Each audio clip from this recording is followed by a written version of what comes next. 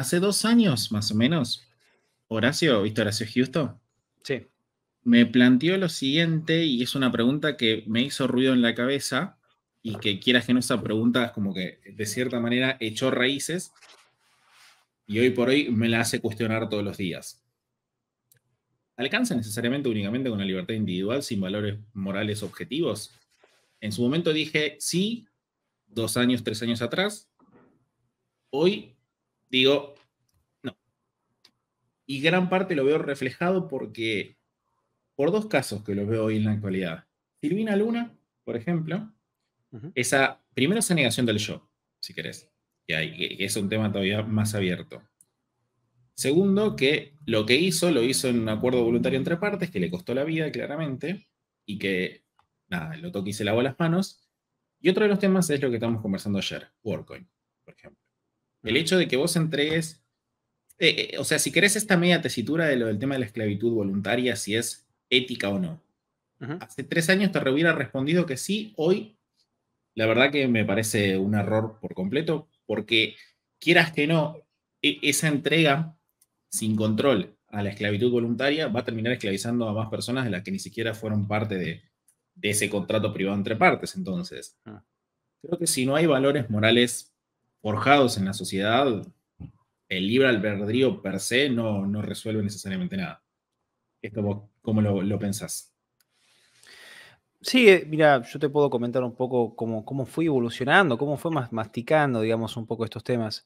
Por supuesto, yo al comienzo, digamos, cuando empecé a leer y a profundizar un poco las lecturas libertarias y liberales, llegué, por ejemplo, a Rothbard y particularmente a mí Rothbard nunca me pareció muy persuasivo en su teoría ética. Con el tiempo lo fui profundizando y sobre todo estos últimos 2 años, digamos, lo que me parecía quizás algo medio raro en el razonamiento de Rothbard, finalmente lo terminé descartando como directamente erróneo, tanto de él como de Nozick. Y va un poco en esta dirección. Cuando hablamos de la ética y sobre todo digamos, de la metaética, que vendría a ser un poco, digamos, estos principios filosóficos de alguna manera que le dan sentido a la ética, ¿no? Es muy importante saber de qué estamos hablando y si nosotros realmente creemos que existen valores morales objetivos. La problemática viene cuando, de alguna manera, el único valor que nosotros defendemos son formas similares a un principio de no agresión, en el cual parece que el único criterio de legitimidad moral es que las acciones sean voluntarias o consentidas. Y eso, como tal, en realidad es una forma, creo yo, muy disimulada, saludo Franco, de justificar el relativismo. Porque al fin y Sí. al cabo, la idea de que el único criterio moral válido sea el consentimiento supone simplemente que haya una coincidencia de una subjetividad. No hay objetividad como tal.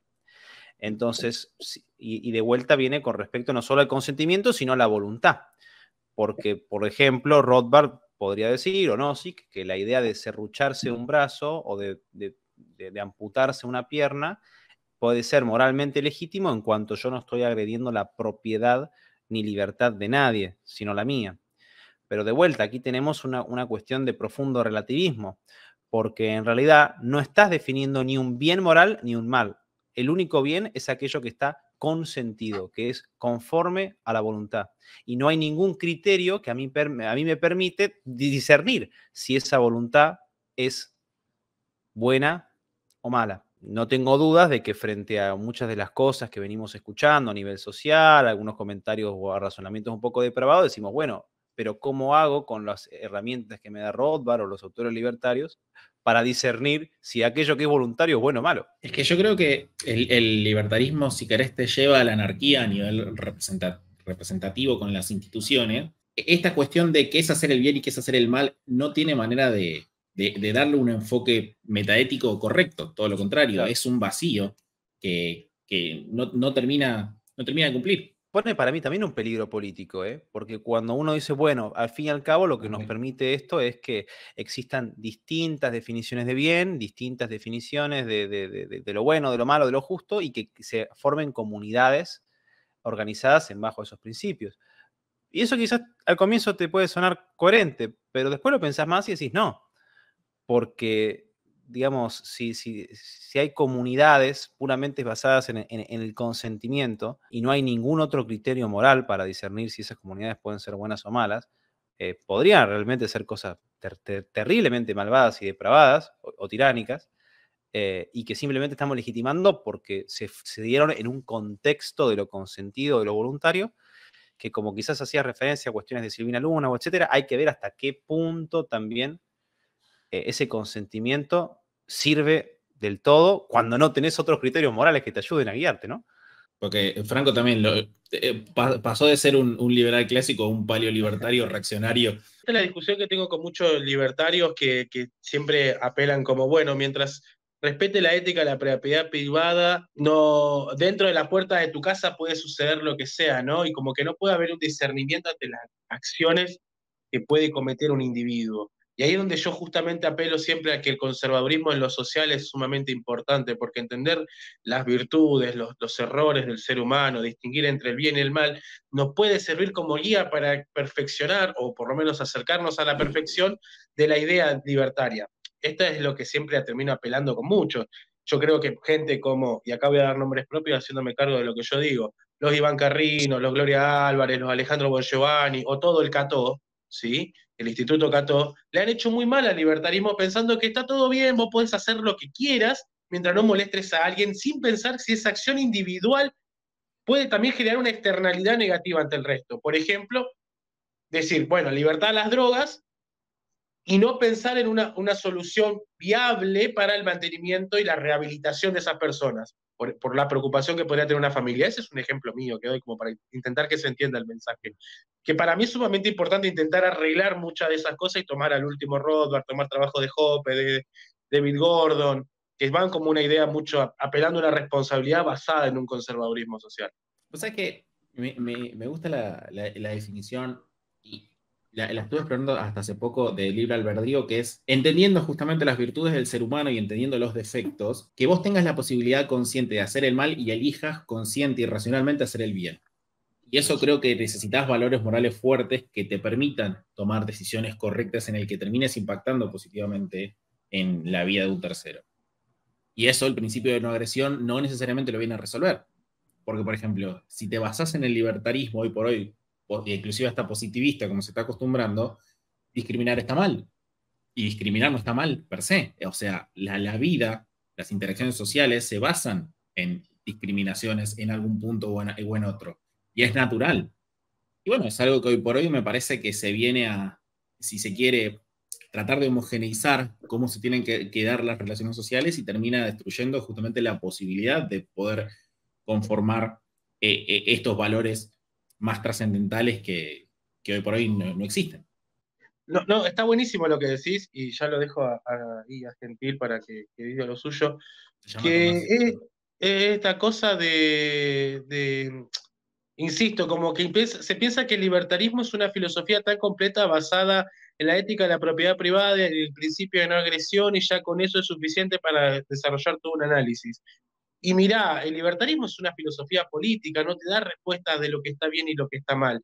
Si bien Rothbard o Walter Block, yo pongo cosas más, qué sé yo, puedo poner ahora que terminé de escribir un ensayo sobre los ríos, sobre la privatización de los ríos, me viene Rothbard con el tema de la contaminación, o Walter Block con Indefendiendo lo Indefendible, que si bien son cosas que tienen sentido, no solamente son teorías. O sea, yo, por ejemplo, tema de venta de órganos, un ejemplo, ¿no? ¿Deberíamos llegar al punto en el que el libertarismo deba aceptar tal mercantilización, desglosarte todo el cuerpo en pos de capital? Si bien la escuela austríaca te puede decir, bueno, vos estás valorando más el fin al que tenés que llegar tomando un medio la donación o venta de alguno de tus órganos. Y mirá, se me hace un poco complicado. Esa es una discusión interna que yo tengo. Si bien entiendo el lado económico, tengo que fundamentarme también en un lado ético y moral en ese sentido. ¿Hasta qué punto? Porque también podríamos abogar por los mercados negros que hacen muy bien su trabajo a la hora de asesinar gente y después brindar esa clase de servicio, ¿no? Tomando medios inmorales para fines supuestamente morales. Entonces digo, yo tendría mucho cuidado con esa clase de cosas, hablando del libertarismo, ¿no? Entonces, si no es como que dejamos unas ventanas abiertas que pueden llevar a la malinterpretación. A ver, el ejemplo más concreto es esto con los derechos del niño de la ética y la libertad de Rothbard. Es una parte del ensayo que prácticamente una vez que se la toma y se la pone sobre la mesa, mucha gente ya se empieza a desligar de Rothbard y no defender lo que verdaderamente quiso decir. Pero bueno, qué sé yo. Yo personalmente, por decir así, ya me bajé del tren. Digamos, es como que ya me son muy ajenos los debates o las discusiones digamos, dentro del libertarismo. Y quizás si digo que soy directamente conservador, me ahorro me ahorro algunos debates ya. También, o lo que yo también he argumentado, si se quiere, es directamente tache de cero y busquen otro autor. Prueben con el intuicionismo de Michael Huemer, prueben con otras teorías enteras que pueden llegar a casi las mismas conclusiones, quizás no así como ser cercanas a las de Rothbard, pero digo, hay mucho. Lo que yo creo que más le vendría bien a generar a los libertarios y al libertarismo es también independizarse un poco de recurrir constantemente a los mismos autores y de intentar expandirse más hacia nuevos autores, ¿no? También liberales, si se quiere, también libertarios o por fuera, porque creo que hay mucho que se puede, de lo que nos podemos servir en general, ¿no? Es muy enriquecedor eso. A veces siento que cuando uno está en estas reuniones o de libertarios o de Rothbard, del Mises Institute, creo que hay como una gran repetición de autores y de conceptos. A mí me parece que sería muy bueno abrir la cancha porque al menos va a generar elementos más complejos. Así que animo a algún rothbardiano amante de la ética que se expanda, que abra la cancha. Es que lamentablemente no hay una cierta vocación de diálogo y quieras que no, todo lo que es la propia aparición de Javier Milei se hizo que esa cámara de eco se haga todavía mucho más profunda. Algo que compartimos con Franco y que inclusive compartimos con Diego a nivel, si se quiere, filosofía política, es que para mí la persona de izquierda no es mi enemigo, por ejemplo. Que en todo lo que es la sociología hoy por hoy, detrás del movimiento de la libertad avanza, el zurdo de mierda es la bandera de guerra más marcada. Inclusive, a ver, gracias a eso mismo es que tenés a personas que tuvieron sus relaciones con ciertas cabecillas de todo lo que fue el proceso militar y hoy por hoy la aplauden como si fueran paladines de la libertad. Y por eso es mi preocupación en un principio lo que te planteaba de hacia dónde puede terminar generando un movimiento la libertad avanza per se con Javier Milei como la cabecilla. Una en la ganancia extraordinaria de los bancos con una dolarización que se va a terminar percibiendo como transitoria, donde los bancos van a poder crear dinero secundario cuanto quieran. Y dos, justamente porque inclusive lo ves en Twitter de sus propios militantes, que también que Twitter no es la calle, no es necesariamente la cabeza de las personas, pero que yo lo veo en las conexiones, por ejemplo, entre las personas que hoy por hoy están trabajando codo a codo con Milei. Voy a dar un nombre muy puntual, que por ejemplo Nahuel Sotelo, haciendo visitas diplomáticas a un Nayib Bukele, lo cual termina retroalimentando mi propio temor de que Argentina, dadas las condiciones, se convierta en un estado policial. Y dadas las conexiones previas, llámese Foro Económico Mundial, que por ejemplo ya tenían muchos de los integrantes, me temo de que esto no va a terminar siendo, por ejemplo, una defensa sobre la propia inclusive soberanía, si querés a nivel país, que no me gusta este concepto, en detrimento de los lobbies internacionales, sino nos puede enterrar más a fondo en todo lo que hoy por hoy implica, porque van a tener los medios legítimos para poder hacerlo. Entonces, un poco explayando lo que te decía antes de cuál es mi mayor temor hoy por hoy con un posible gobierno de Javier Milei. Esto me gustaría saber cómo lo podés percibir vos. En este momento, yo no veo luz al fin del camino. Ni en Argentina, ni en Europa, ni en Estados Unidos. Yo lo que veo a 50 años es el poderío monopólico de China sobre todo el continente africano, parte del continente latinoamericano. Veo una Europa completamente islamizada, con incluso una aparición incluso de manifestaciones violentas entre cristianos y musulmanes, pero sobre todo desde los musulmanes hacia los cristianos. Y veo una sociedad americana, estadounidense, que va a parecerse el juego Fallout 4, más o menos, en cuanto a la completa disrupción de la sociedad civil y de conflictos profundos entre las millones y millones de tribalismos que han creado en estos últimos 30, que van a haberse creado en esos últimos 30, 40 años. En ese escenario, que gane Milei no me interesa, o sea, no me preocupa. En ese escenario, sí lo que me preocupa, por ejemplo, cuando él dice, no, porque tenemos que aliarnos con Estados Unidos, con Israel, digo, pará, me preocupa esa poco amor a la soberanía, aunque nosotros no somos, digamos, nosotros no defendemos ni el nacionalismo ni el concepto de soberanía. Es más, hoy mismo fui crítico del mismo concepto desde su origen, desde Juan Bodino en el siglo XVI. Pero aún así, me quedo con el discurso soberanista, porque lo peor que puede hacer a un Estado es un Estado mundial. O sea, el peor Estado de todos es el Estado mundial. Y no me gusta, como decís vos, ese coqueteo innecesario con quizás potencias que no necesariamente corresponden a nuestros intereses, lobbies que no necesariamente se corresponden a nuestros intereses. Evidentemente la política es así y eso es algo que sin duda, ahí sí te comparto la preocupación. Pero lo que pasa es que sería el mismo miedo que tendría si ganara Bullrich y el mismo miedo que gana la Massa. Entonces es como serían influencias distintas o lobbies distintos, pero lobbies en fin. Y ni hablar de la reta, creo que la reta sería el ida directo. Sí. Sí, ahí es la embajada de la Agenda 2030 en Argentina. Sí. Ciudades 15 minutos, pero mañana. Sí.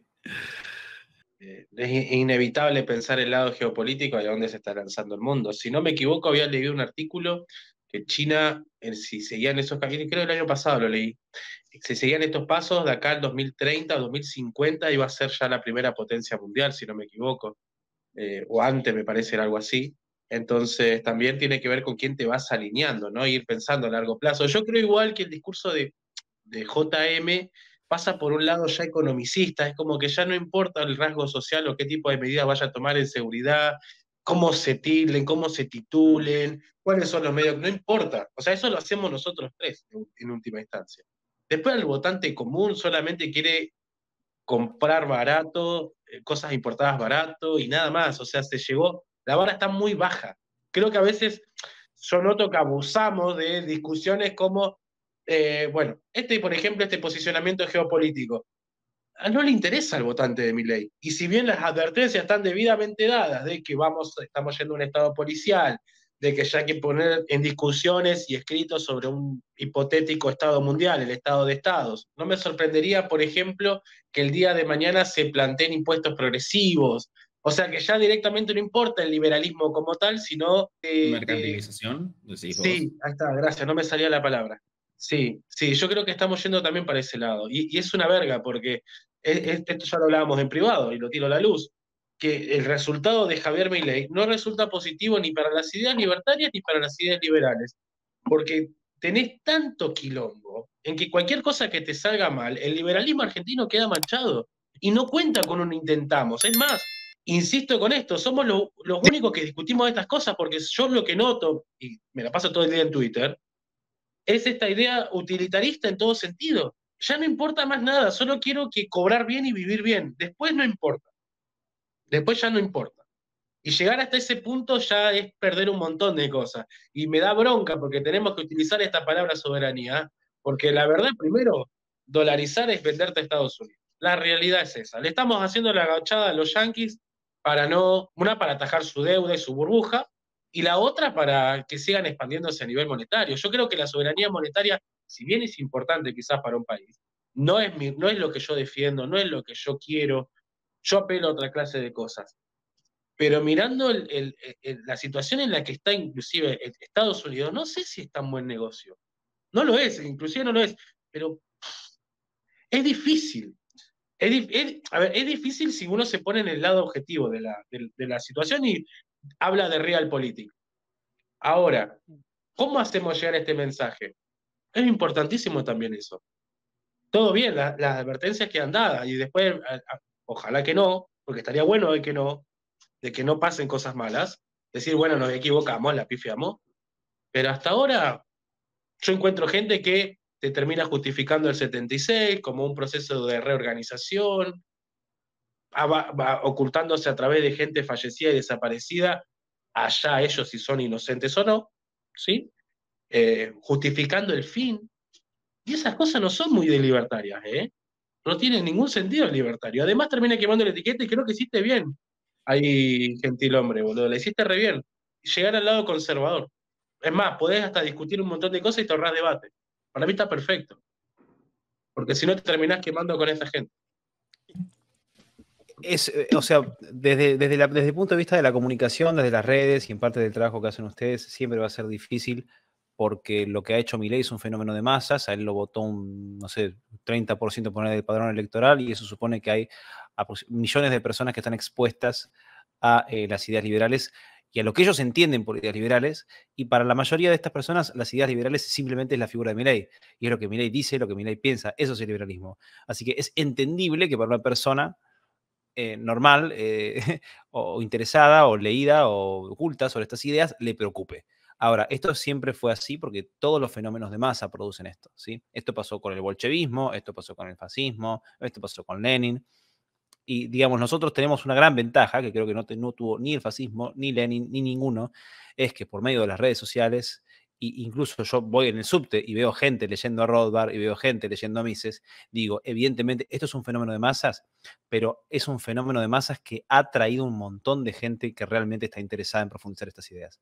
Y eso es lo que a mí, por decir así, me da un poco de esperanza. Mi rol, nuestro rol, el rol, digo, de la gente que no pertenece a la masa como tal, es un rol más de educativo, de intentar elevar un poco más el nivel del debate, y si podemos también señalar los errores. Yo humildemente lo he intentado, por ejemplo, cuando Milei comenzó con el tema de la venta de órganos, de la venta de hijos, ese tipo de tweets, yo hice un video de metaética que ojalá que le haya servido de aporte a quienes querían profundizar en reflexionar sobre la ética, la ley natural, las diferencias entre Rothbard, Locke, Nozick, etc. Bueno, ahí está un aporte.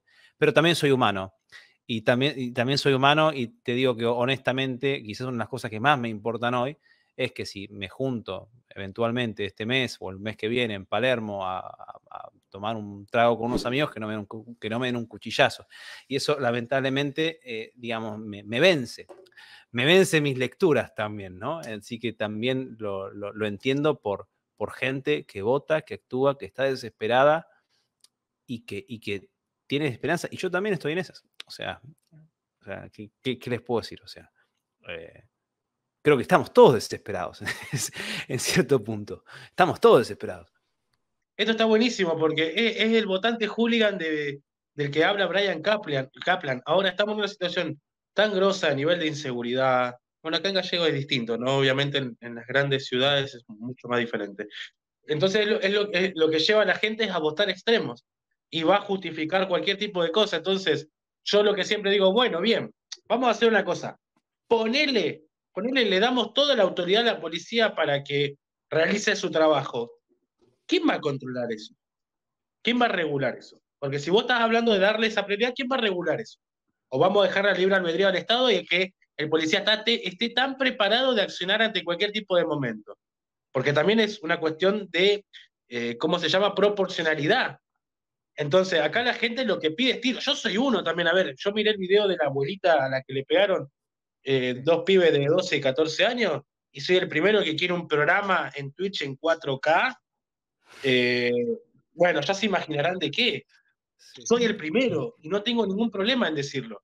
Ahora, eso es del lado individual. Yo lo haría, vamos con un grupito, nos dedicamos a eso, no te quepa ninguna duda. Es lo mismo que yo digo, el Estado es el único impedimento que no me deja salir a cazar pedos por hobby. Entonces, ¿a quién le vamos a brindar ese poder? Ese es el punto. Entonces digo, vos no querés defenderte vos mismo, prepararte, que eso también terminaría generando empleo, prepararte vos y estar 100% calificado y preparado ante una situación como esa, o se la va a delegar a otra persona que no va a distinguir en ningún momento, porque es humano, quién es el delincuente y quién es quién es el bueno y quién es el malo. Entonces eso, porque también el día de mañana si salen a perseguir comunistas, yo voy a defender a ese sector comunista. Ahí está, gracias. Porque Hope Intensify, me salió el Hope de adentro, boludo. Entonces digo, yo voy a defender a esa gente, porque yo no quiero que el Estado solamente se involucre en perseguir a gente que piensa distinto. Yo te soy honesto, les comparto el día bueno, que pasó lo de muchacho Palermo Mariano, yo leí la noticia y me puse a llorar. Leí la historia, vi las fotos del hijo, vi la cara de contento, me puse a llorar. Y es una especie de situación muy difícil en la que estamos y sin duda obnubila mucho la razón. No puedo pensarlo así como en mi rol de analista, lo pienso también en mi rol de humano y de mis vulnerabilidades, ¿no? Y también me pongo en el rol de la gente, de todos nosotros. Y nada, creo que en ese aspecto, pese a las críticas, así como bien decían ustedes, del respeto quizás, por ejemplo, a la izquierda, y de no coquetear con esas enormes críticas e insultos que creo que no merecen, porque en cierto sentido estamos criticando estamos como atentando contra la propia dignidad de la persona. También yo soy enormemente empático con toda la gente, de alguna manera, que actualmente está votando, sea Milei, sea a Patricia, sea lo que sea, porque yo creo que estamos todos entrelazados con estos elementos de enorme emoción, de enorme dificultad que nos cuesta, nos omnibula la razón. Es como, acá me parece que no hay, como que, viste, como que veo como que nuestros análisis también resisten un poco la realidad, ¿no? Porque es difícil también la realidad. De pensarlo a veces tan fríamente, decir, bueno, que esto, que en otro, que el fenómeno Milei, a veces, no sé, vuelvo a la imagen de esa persona que le roban, de la abuela, del coso, y digo, claro, ¿cómo no querés que se vaya toda la mierda? Enojarse con la persona que por ahí es militante, si se quiere, de la democracia representativa, del Partido de la Libertad Avanza, es querer ignorar todo el proceso evolutivo que nosotros tuvimos, todos los errores que cometimos para llegar a las conclusiones que hoy tenemos. O sea, fue un camino que fuimos transitando en el medio para llegar a conclusiones, si se quieren, más reaccionarias, más conservadoras o más del lado, si se quiere, radical anarquista. No es que de un día para el otro nos levantamos y dijimos, che, soy anarquista.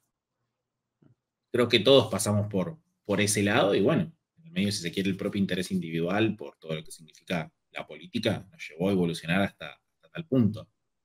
Creer que simplemente de un momento al otro la otra persona no va a transitar todos estos errores que ya cometimos es hasta pecar un poco de ingeniero social, de que no, todos tenemos que llegar a la misma conclusión y todo lo contrario. En primera instancia es como que el anarcocapitalista o el libertario salió porque sí, y no funciona así. Esto lo hablaba en una entrevista que me hicieron hace 2 días en una radio local. Es como nosotros no salimos de un repollo, somos consecuencia de un Estado al que se ha adjudicado un montón de cosas, donde no ha llegado, donde ha generado dependencia, donde ha generado corporativismo, en donde los servicios que brindas los da mal, en donde el nivel educativo es bajo, donde tenés gente que en vez de decir no me rompa las pelotas, le está pidiendo Estado al otro. Lo pongo en este caso, las aplicaciones como Uber, Cabify, etcétera, etcétera, los taxis le piden que las regulen de tal manera como a ellos, en vez de decir no nos rompan la bola a nosotros, no le rompan las bolas a ellos. Es como que ya estamos ante un quilombo tan grande que es normal que suceda esto. A ver, pasó con el progresismo. Esto me acuerdo también de una charla de Peterson diciendo, hay gente que se está preparando, esto en Estados Unidos, hay gente que se está preparando, tengan cuidado, porque esta gente es violenta, es sumamente reaccionaria y es muy peligrosa. Y dicho y hecho, terminó sucediendo eso, porque hoy el renacimiento de las derechas es consecuencia de eso, de romper muchísimo las pelotas. Por eso digo, los reaccionarios, antimodernidad, gente que ya roza la militarización de las calles,